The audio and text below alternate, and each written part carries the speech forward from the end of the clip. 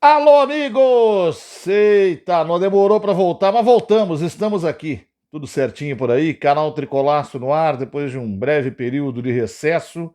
Afinal de contas, fim de ano, sem futebol, aí tem Natal, tem Ano Novo, no trabalho tem as escalas diferentes, o tempo acaba ficando menor, então não adianta correr, pelo menos no meu caso, para fazer vídeo se atropelando, porque eu não vou conseguir entregar. Então eu prefiro fazer os meus naqueles prazos comuns, que quem já acompanha aqui já sabe quais são. Como essa semana a gente tem a volta de fato da temporada de futebol no Brasil, então estamos aqui com o nosso primeiro vídeo para valer de 2025 no canal Tricolaço, para falar das coisas do São Paulo Futebol Clube. E assim, entre a semana do dia 13 de dezembro, quando eu fiz o último vídeo, e essa, a gente não teve quase nada de evolução nesse time, né?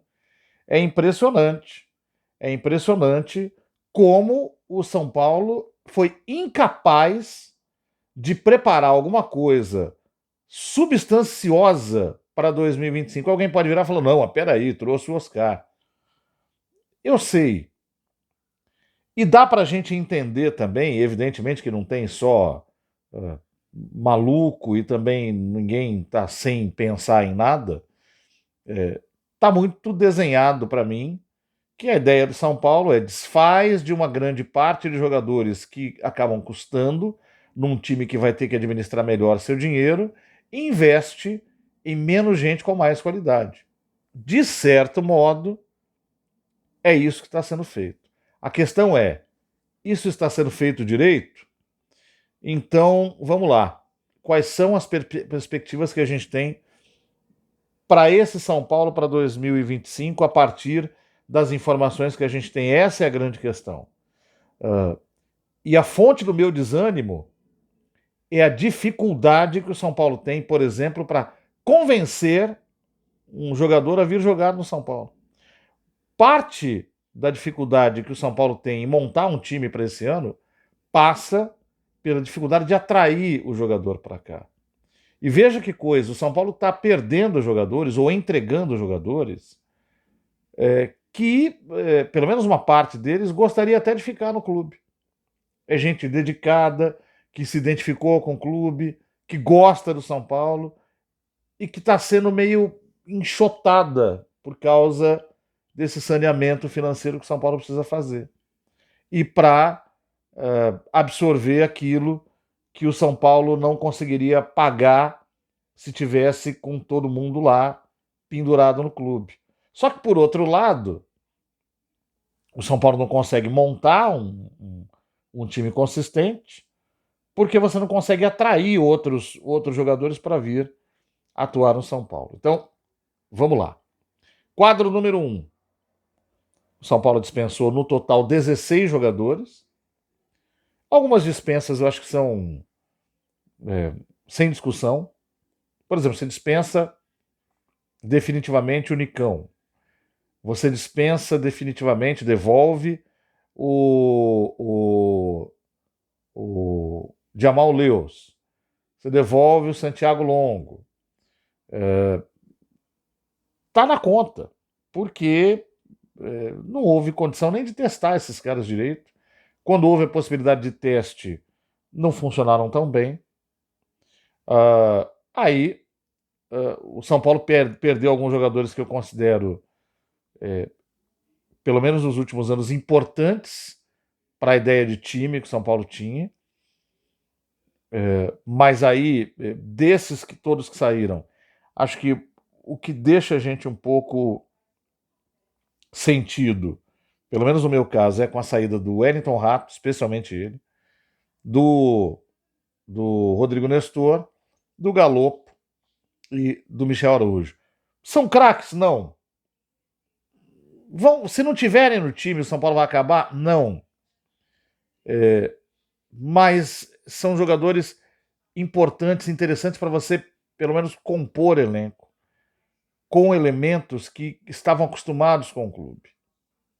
Então, por exemplo, eu acho que o Nestor realmente não conseguiu brilhar no São Paulo. O ciclo dele, olha, ele é o autor do gol do último grande título do São Paulo, do mais recente, mas é um jogador que, infelizmente, não conseguiu firmar-se de uma vez. Mas se ficasse, ele não ia atrapalhar. Mesma coisa o Rato. O Michel Araújo, curiosamente, depois que foi contratado, coincidiu de ele entrar numa espiral de queda. Ele nunca foi grande jogador, mas ele ajudava mais o time do que ele vinha ajudando no final. E o Galopo é um grande mistério, né? O Galopo é aquele cara que a gente nunca vai saber o que ele poderia ter sido. Porque ele veio com uma imagem que ele nunca conseguiu demonstrar em campo e que num primeiro momento parte da torcida atribuiu ao Rogério, a teimosia do Rogério. Só que, curiosamente, foi com o Rogério que o Galopo teve o seu melhor momento, porque no começo de 2023, com o Caleri machucado, foi quando o Rogério colocou o Galopo na posição de centroavante. E o cara virou artilheiro do São Paulo no Campeonato Paulista. Foi o melhor momento dele no clube. Depois disso, o Caleri voltou, reocupou o espaço, ele realmente não conseguiu mais se encontrar no meio. O Rogério foi embora, o Dorival veio, o Dorival não fez com ele um grande aproveitamento também. Era aquele jogador que entrava no segundo tempo. Resumindo a história, nunca brilhou, nunca se soube quanto ele custou, porque o São Paulo disse que gastou 8, o Banfield disse que recebeu 4. O São Paulo alega que tem um investidor com criptomoedas e tal, que ninguém sabe quem é até hoje. E se era para deixar em segredo, então por que falou que tinha? Sabe, uma história muito louca. E aí esses caras foram embora. E aí o São Paulo trouxe 2 jogadores. 2 jogadores. E veja só, um é o Oscar, definitivo, jogador experiente. Vou falar dele em particular já já. Que estava jogando na China, que fez grandes temporadas na China, que foi muito bem na sua passagem europeia, todo mundo sabe disso, e que é um jogador de talento, isso é um fato. Se ele vai conseguir reproduzir aqui o que ele estava fazendo lá, ou se ele ainda tem disposição, se ele ainda tem lenha para queimar, a gente vai saber só quando o São Paulo começar a jogar de vez, na quarta-feira contra o Cruzeiro. Talvez a gente consiga ter uma ideia lá na FC Series. E o outro jogador fechou essa semana por empréstimo, o Enzo Dias, lá do River Plate, sem relação direta com a negociação do Galopo. Uma coisa com cara de provisória, de feita na correria, de feita sem cuidado, sabe? O negócio, pô, parece que o São Paulo é o clube mais desinteressante do mundo. E aí tem umas coisas assim, alguém pode falar, não, mas o São Paulo tá mal mesmo, o jogador quer ir para clubes onde a disputa é maior. Cara, o São Paulo é um clube gigante. O jogador não diz não pro São Paulo assim. Isso também é efeito da péssima gestão que o São Paulo tem. A gestão do São Paulo é péssima. Todo mundo comentou aí na internet, na volta do ano. São Paulo contrata o Oscar na virada do ano e o presidente tira uma foto, ele com o jogador, sem nenhuma menção ao patrocinador, nenhum símbolo do São Paulo. Pra quê? Para dizer que ele é o cara que trouxe. E aí ele fez a mesma coisa com o Enzo Dias essa semana. Como se ele fosse uma grande estrela. O presidente do São Paulo, que é risível, que é um sujeito risível e que está se tornando uma coisa. Está se tornando um sujeito fanfarrão. Hoje, por exemplo, ele ficou bravinho porque a Leila disse uma verdade. A Leila Pereira, numa entrevista coletiva onde ela falou pelos cotovelos, presidente do Palmeiras, entre outras coisas, diz que levar o clube para um torneio nos Estados Unidos como a FC Series só serve para dirigente passear. Ela mentiu? Ou você que está vendo esse vídeo leva mesmo a sério esse torneio? Tá falando sério, cara? Você acha que dá para levar a sério um torneio como esse? Na correria, no começo do ano, com um campeonato para ser disputado. O time viaja, vai lá. Uma cota que. Ah, é uma cota. Uma cota, pô, se você for ver as necessidades do clube, é pequena. Né? E outra, o dinheiro do São Paulo sai pelo ralo, o que adianta receber cota? Aí vai lá, leva o time, desgasta o time, aí vai voltar uma parte do time para jogar dia 20 no Campeonato Paulista, depois uma outra parte. Cara, é um negócio mambembe, uma coisa de circo, mas no mau sentido. De circo daquele de vila, né? Então é uma coisa assim que me assustou muito, porque o ano começou e o São Paulo não está pronto. Basicamente, o São Paulo é um time que terá jogadores da base subindo, 2 reforços, Oscar e o Enzo Dias, que é um lateral bem comum, beirando os 30 anos. O São Paulo que não contratou um lateral esquerdo. Essa história do Wendel com o Porto é uma vergonha, mas é uma coisa de enfiar a cabeça dentro de um saco. Porque se você comenta entre São Paulinos, ok. Se você comenta com rivais, é risível, cara. O São Paulo querendo posar de poderosão para cima do Porto, sem poder barganhar com o Porto, sem ter o que oferecer para valer para o Porto. A única coisa que prende o São Paulo nessa negociação é que o Wendel quer jogar no São Paulo. O Wendel que é um jogador bom, só. Não é espetacular, não vai resolver todos os problemas da lateral esquerda do São Paulo. Será um lateral esquerdo experiente para ocupar um espaço no time onde o único jogador que tem disponível, que não voltou para a representação porque teve uma baixa de plaquetas, é o Patrick Lanza, que é um jogador ainda em desenvolvimento, e só tem ele. É só e assim, o Wendel não vem agora. Tem lá um pré-contrato assinado. Se tudo der errado, ele só vem no meio do ano. Né? Se o Porto olhar para o São Paulo e falar assim, então tá bom, não vamos negociar mais, então beleza, não queremos a oferta de vocês, o rapaz já assinou, quando terminar aqui ele vai. Cara, se você que é São Paulino não sente vergonha disso, eu admiro a sua paixão pelo clube. Porque a gente é apaixonado, mas a gente tem que ter pé no chão e a gente tem que saber reconhecer que o clube é dirigido por fanfarrões. Fanfarrões que não se falam. Então, só para voltar à história da Leila, né? Aí ela disse que é um torneio que está sendo disputado por clubes que vão para lá apenas para os dirigentes passearem. Aí vem o Casares e falou assim: oi, é só para campeões do mundo. Casares, vai te catar, meu! Você acha, Casares, numa boa, você acha que o Palmeiras queria estar aí? Jogando na Flórida, um torneio que ninguém vê.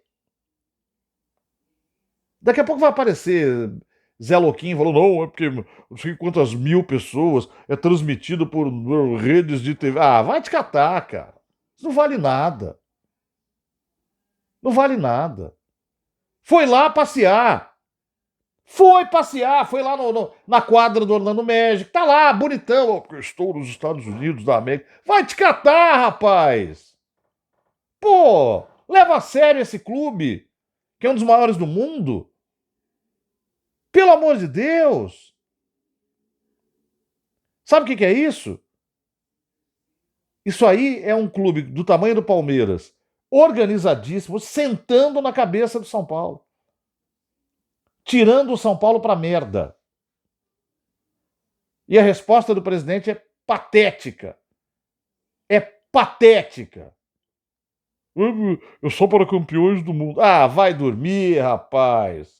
Vai te catar. Que coisa ridícula. Tenha vergonha, tenha postura. Que é isso? E esse é o São Paulo, que está começando a temporada essa semana, que vai enfrentar o Cruzeiro na quarta-feira e a gente vai descobrir se vai tomar uma tunda, se bem que do lado de lá também vão combinar. O Cruzeiro montou um elenco estelar, mas com jogadores que, né, já estão dobrando o cabo. Apesar de que, o ataque do São Paulo, o Zubeldia deu uma boa entrevista lá em Orlando, falou que vai observar, vai analisar se joga com essa proposta de Lucas, Oscar, Luciano e Caleri, né? Ele acha que é possível, mas ele não garante. Mas seja lá como for, se sair o Ferreira, que foi o último que montou esse quarteto, continuar no 4-3-1-2, não, 4-3-1-2 não. Desse 4-2-3-1 que a turma chama de 4-2-4 aí, que não é. Porque o Caleri é à frente. Mas enfim, só para a galera entender. Que era Lucas Luciano, Caleri e Ferreira. Sai o Ferreira entre o Oscar. Todos têm mais de 30 anos. São Paulo vai disputar o Paulista agora, que é aquela história. Eu continuo achando que é para cumprir a tabela, e se chegar lá na frente, ótimo. Copa do Brasil, Campeonato Brasileiro, Copa Libertadores da América. O ataque tem 4 jogadores acima dos 30 anos. Aí você tem o William Gomes, tem o Rian Francisco subindo agora, faz uma copinha muito boa. Enfim, jogadores que vêm vindo da base aí que podem acrescentar algo ou dividir essa responsabilidade. Mas aí vai começar aquele questionamento da torcida, por que saiu o Lucas? Por que saiu o Caleri? Por que saiu o Luciano? Entendeu? Ou os caras não vai jogar. Trabalhão pro Zubeldia aí, que nessa entrevista também deixou no ar a, a, a, a ideia de que ele quer mais. Bom, mas é de fato que ele pediu pelo menos 5 jogadores, né? E o São Paulo trouxe 2 e mandou 16 embora. Então essa conta está desequilibrada. Mas é isso. A gente vai ver o que acontece aí. Eu não acho. Mais uma vez, eu não acho que o São Paulo vai cair, disputar para não cair. Não é isso. Mas acho que vai ser uma coisa. Tudo indica que vai ser um dos anos mais sem graça da história do São Paulo. E assim, eu não vou passar pano para a história do Fidic, porque eu estou com quem sustenta esse exemplo, e estou falando isso desde o ano passado. O meu referencial é o Fortaleza. O Fortaleza tem uma folha menor que a do São Paulo, um orçamento menor que o do São Paulo, uma receita menor que a do São Paulo, e tem disputado campeonatos brasileiros melhor do que o São Paulo. Porque se organizou. Então, se você se organizar, você tem pelo menos possibilidade, com o tamanho que tem, de disputar os campeonatos com dignidade. O Fortaleza disputou título. É mais do que digno. Eu acho que o São Paulo, a imagem que passa de desorganização, de bagunça.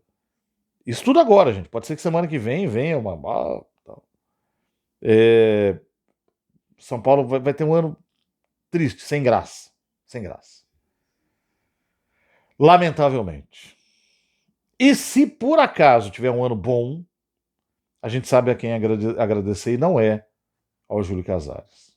Valeu, gente. Obrigado pela audiência nesse retorno aí e avisa a turma que estamos aqui. Valeu.